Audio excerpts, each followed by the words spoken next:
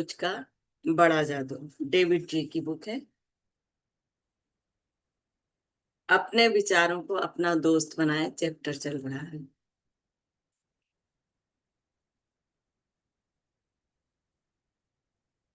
दूसरों में उत्साह भरने के लिए पहले खुद में उत्साह भरें।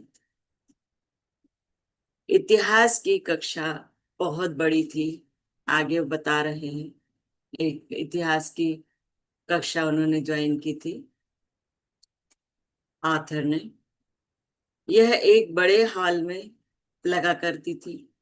प्रोफेसर अधेड़ थे और बड़े ज्ञानी थे, परंतु उनके लेक्चर बहुत बोरिंग हुआ करते थे।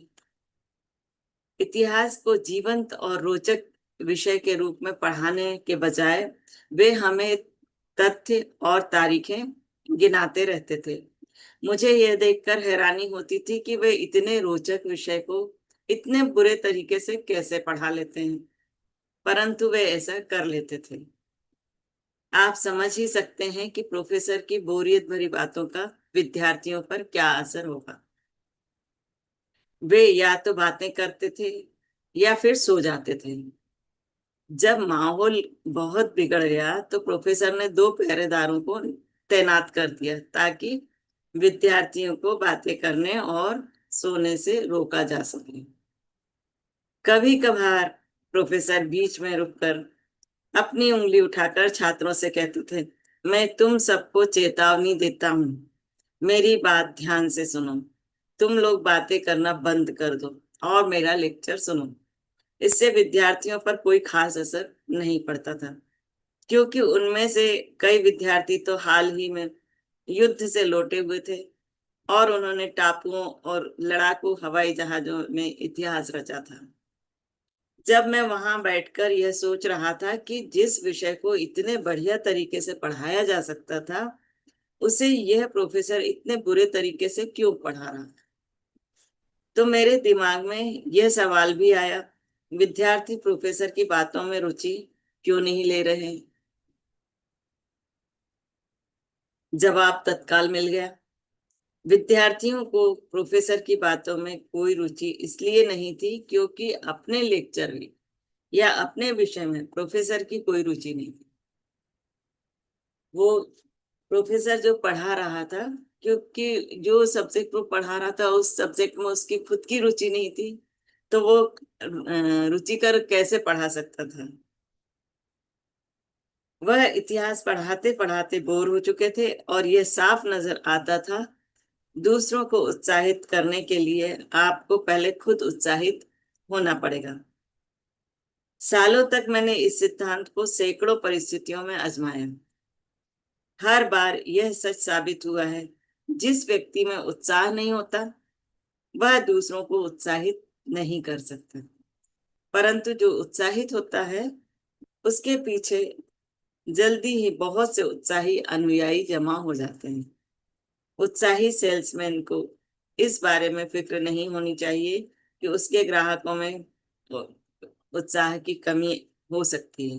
उत्साही टीचर को उत्साहहीन विद्यार्थियों के बारे में फिक्र नहीं करनी पड़ेगी। उत्साहित धर्मोपदेश उन्हीं भीड़ को देखकर कभी दुखी नहीं होता। जितना उत्साह होगा परिणाम उतने ही मिलेंगे। उत्साह का मतलब है यह कितना बढ़िया है। यहाँ 3 कदमों का तरीका बताया जा रहा है जो उत्साह की शक्ति को विकसित करने में आपकी मदद करेगा। तो पहला तरीका उन्होंने बताया है कि गहराई में जाएं। ये छोटा सा प्रयोग करें।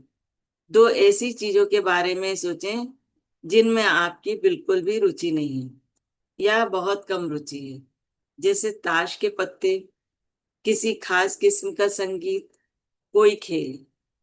अब खुद से पूछें, मैं इन चीजों के बारे में कितना जानता हूँ।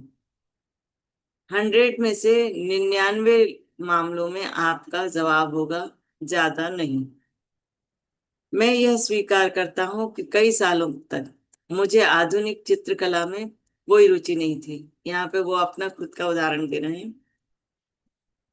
मुझे आधुनिक चित्रकला में कुछ आड़ी तिरछी लकीरें ही दिखा करती थी। जब तक हमें किसी के विषय में नहीं मालूम होता है तब तक हम ऊपर से ही देखते हैं, तो उसका जो आकार दिखाई देता है बस उतना ही सोच के रह जाते हैं। परंतु तभी मेरे एक चित्रकार दोस्त ने मुझे आधुनिक चित्रकला की जानकारी दी। सचमुच में इसमें जितनी गहराई तक गया, मैंने पाया कि यह बहुत दिलचस्प है। इस अभ्यास में उत्साह बढ़ाने की एक और महत्वपूर्ण कुंजी है। उत्साहित होने के लिए उस चीज के बारे में ज्यादा जाने जिसके बारे में आप में उत्साह कम है।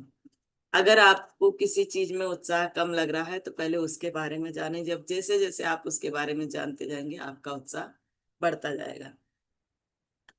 मैं इस बात का प्रशिक्षण देता हूँ कि गहराई में जाने की तकनीक से उत्साह किस तरह विकसित किया जा सकता है।